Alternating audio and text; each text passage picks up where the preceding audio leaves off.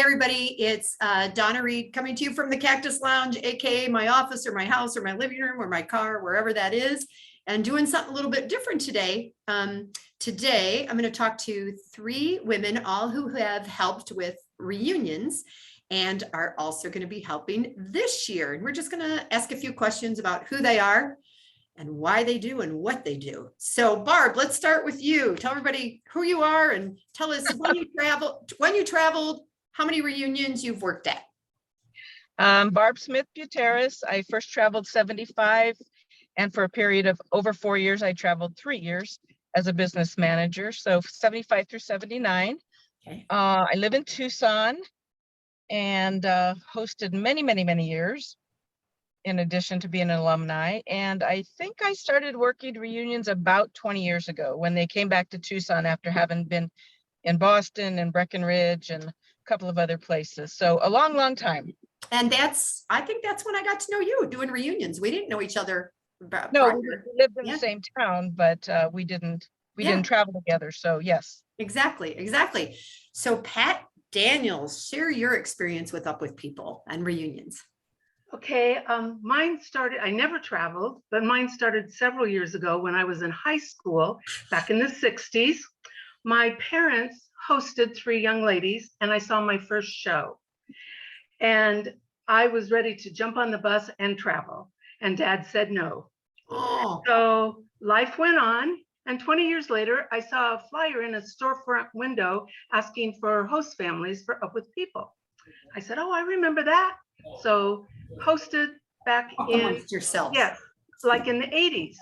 And so from the mid 80s, I hosted at least 2 students every June and July. Every January and July for staging. And then every time they traveled through Tucson. Then in the late 80s, I got a part-time job at Up With People office as the receptionist and switchboard operator. And later on, a full-time position, administrative assistant to the chief financial officer and Department of Transportation. And I stayed at Up With People until the doors locked and they moved the corporate office to Denver. And then about 20 years later, Mia Hansen reached out to several of us and said, Tucson has been awarded the reunion for the next 2 years. Any of you want to help? And that's when I met Barb and Donna. And I've been doing part of the registration team for 22 years now. So Pat, I just have to say, just saying switchboard operator to me. I know. I was like, is that a term that we say? For whatever reason, I have ideas of you plugging things in like the operators.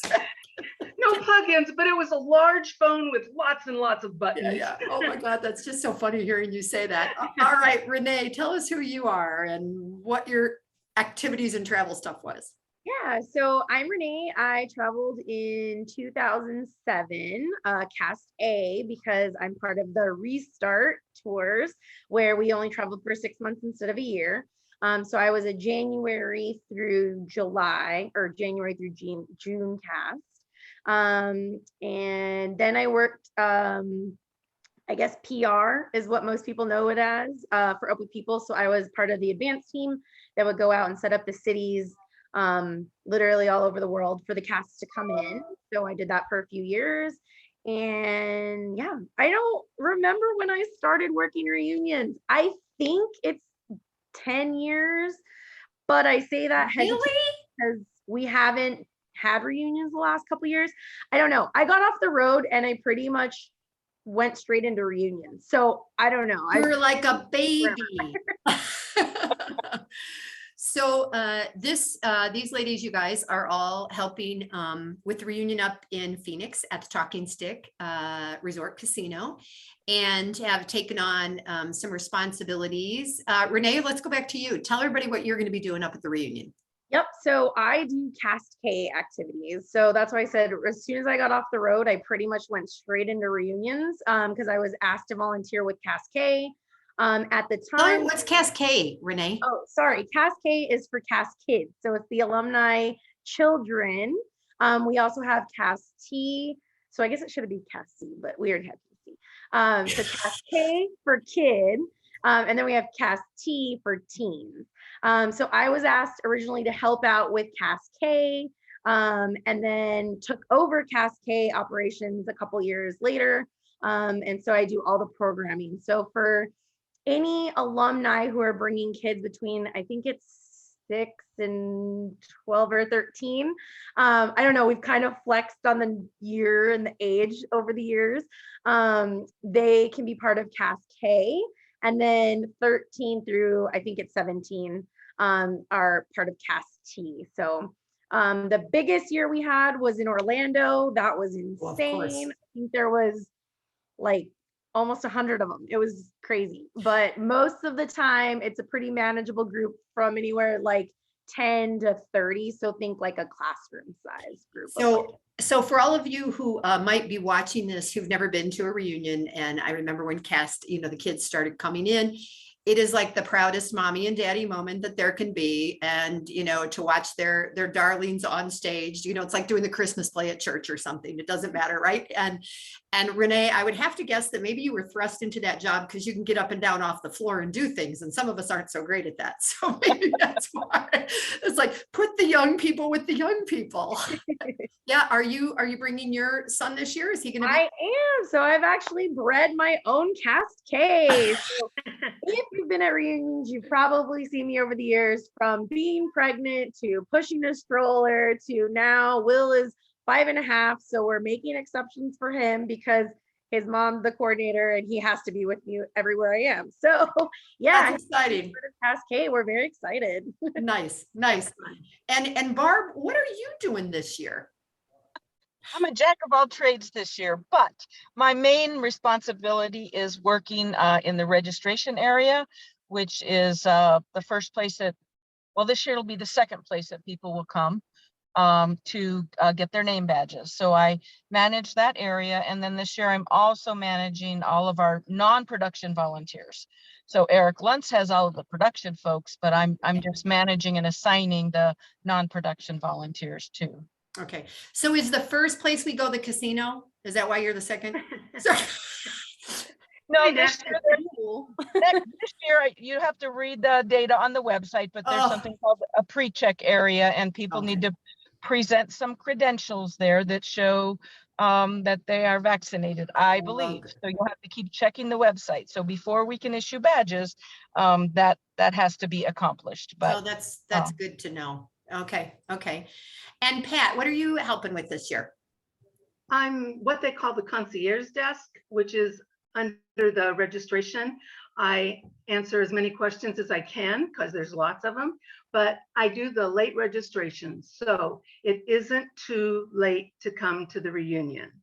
We will be there on Wednesday and you can start registering at that time. So it's not too late. We hope that you will come. And awesome. All right. And so, ladies, I think I also, I can't remember exactly what I told you I was going to ask you. So I am going to ask you if through all the years, through all the shows that you've seen, you're not allowed to say Rhodes or Moonrider. I'm just putting it out there.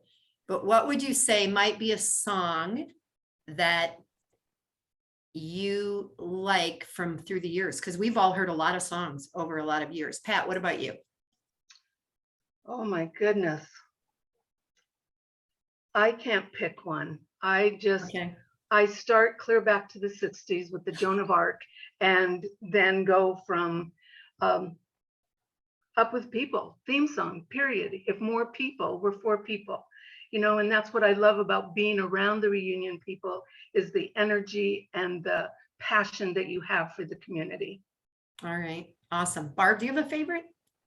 I don't have a favorite because there's so many and they bring tears to my eyes, when I hear them.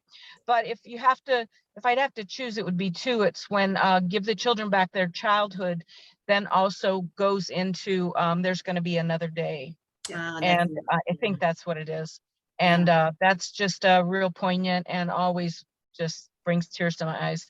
And especially if there are children in the audience who are crying or making a little bit of noise, it just makes the song even more poignant, Right. This year that really matters. What about you, Renee? I can't think of like one specific song. The era show in general is my most favorite part of a reunion because like it doesn't matter if people traveled in the 60s, the 70s, the 80s, or like 5 years ago, they are all giving it their all to those songs and choreography. And like the amount of people I've seen dropped, like Boogie people, not that I ever went up on or anybody's like the shoulders. amount of people I've seen like just like almost fall off the stage because they forget like like what it's like to move around with like 50 to 100 other people. Like it's incredible. Like the era show by far is the best part, and every single song makes you cry, makes you laugh, makes you jump up and dance, and it's amazing. That's awesome. And I did ask you ladies. So Barb, I had also, I think, emailed you all and said, what was your favorite part of reunion? And you said you had something specific and you were not going to tell me in advance. So Well, I have two.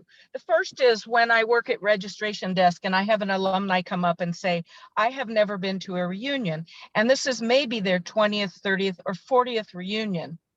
And so they're just in awe by everything that's going on. And I always say to them, I guarantee you that if you see me at the end of reunion, you will come up to me and say, I will never miss another one. It was like just fantastic. And I can't tell you the number of times that that has happened to me, that alumni do come back up to me and say, you were right. I will never miss the opportunity to get together again. The second favorite is what a lot of people don't notice, but on era show night, after the era shows, when we are winding down as volunteers, extremely tired, but I love to walk through the hotel, and there are groups all over the hotel, at the pool, in lobbies, wherever they can find a place to get together for the last time before we all break and go home. And to see the mass population of Up With people from different eras, from the 60s up to the 2000s, just in their little groups, clinging to every last morsel of being together with their castmates, it is just like an out-of-body experience to witness. all right, so you're making me cry because you're so right. I didn't mean to. People standing around pianos. Oh my gosh. Oof, sorry. But it's the truth. It's the truth. Just observe this year. It is the truth. Pat, what about you? And the same thing, what I enjoy most is whether you are 30, 40, 50, 60, even 70 years of age, you become 18 and 20 again. And it's so fun to just watch, like Barb said, just watch the camaraderie and like you've never skipped a beat. It's like you've been together all of your life. And I just love that. The other thing is I'd love is the Cast K and the T, especially the T's. They often will come not being registered because why am I going to this? We're not going to do that. Yeah. And then by the second or third day, the parents are saying, have you seen my kid? You know, because they just are running. They own the hotel. They have a wonderful time. And then they have made their best friend for life in 3 days as well. And that's just such a joy to see everybody. There is no age difference then. Yeah. You know, you saying that reminds me, Barb, when we were in Sweden, that some of that cast, that 84 group, their kids now go visit each other, even though they never, the parents don't go, the kids get together. And I'm like, that is amazing to me. That, and maybe they met as young people, maybe they met in Cast K or Cast T. I mean, we don't know, but how cool is that? And before we started recording, I had said, you know, what would we say to encourage somebody to come that has never come? And I kind of think you already put it out there, right? Like it's, one of my castmates just did a road trip and she had dinner with someone. So she lives in Texas. She had dinner with someone in Washington. And she said, I'm sure his wife got extremely tired of us talking about what we did when we were 18 and 20 years old. And then she said, but there's nothing else. She goes, even in high school, you don't have that remember when thing. You don't, you know, you may have played a football game or been homecoming queen or whatever, but nothing like the experiences that we shared. Right. And I'd like to intercept there too with when you spoke of spouses. it isn't necessary to register your spouse.